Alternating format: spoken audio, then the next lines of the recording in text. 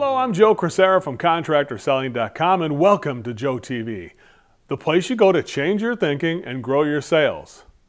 The first day of your new job. You breathe in and inhale all the new possibilities. Even your family is excited about your new place of employment.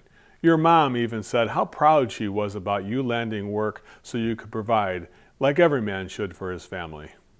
You think to yourself, I'll bet this new place really has their stuff together. I wonder what the people who work there are like. Will they go over the company's system of paperwork? Maybe show me how they want me to communicate with their clients. Or maybe even give me some technical training. Who knows? Maybe they'll even throw me a welcome to the company party. The excitement is so great you can hardly sleep that night before your very first day.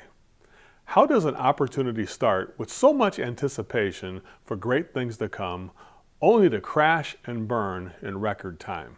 Now, this reminds me of a story about a contractor who called me a few years back about a situation where he hired someone and told them to start on a Monday morning, and within 60 minutes, the new employee was gone without a trace, vanished into thin air.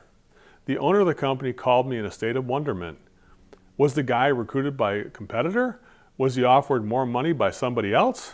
The owner, who was obviously frustrated, wanted to know what happened.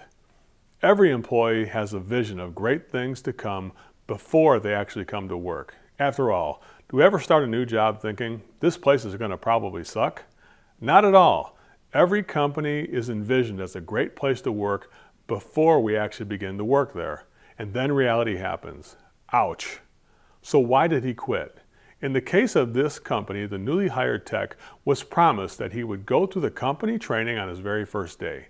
He started the new job and within 60 minutes he quit. The contractor owner called me flabbergasted at this development. Why did he quit without saying a word, the contractor asked me. He just left. What kind of person does that?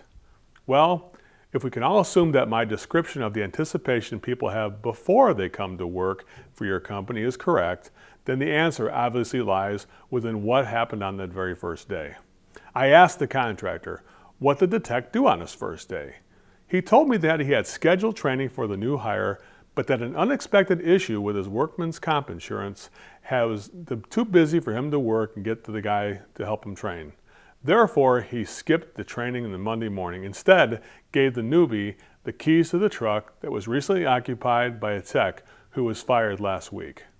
He told him to clean it up, restock it, and from that, I knew the answer was clear. I asked the owner, did you ever get a new job where you were told to clean somebody else's mess up on your first day?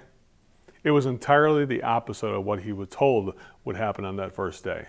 Instead of building his career, he was asked to do an autopsy of a truck that was trashed by an ex-employee who was obviously communicating his disrespect for the company by the condition he left the truck.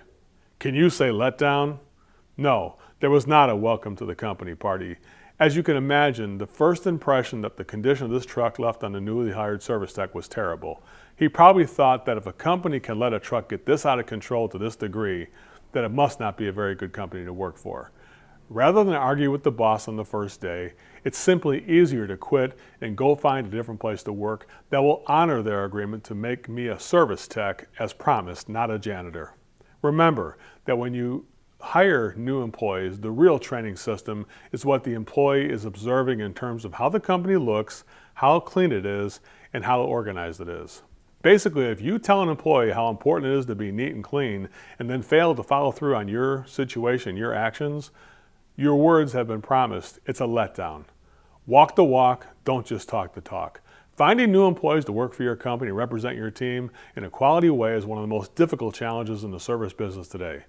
Don't make it harder than it already is. Now let's hear from you. What is your onboarding process for newly hired employees? Do you follow through on the promises you make during a job interview? Where could you improve? Share your thoughts in the comments section down below. Remember to bring your A game every day when providing your service. The world needs pure motive service people just like you more now than ever. Until next time, I'll see you right here on the next JoeTV. If you like the information you've heard here, please go to Facebook, look up Contractor Selling, then like and follow us.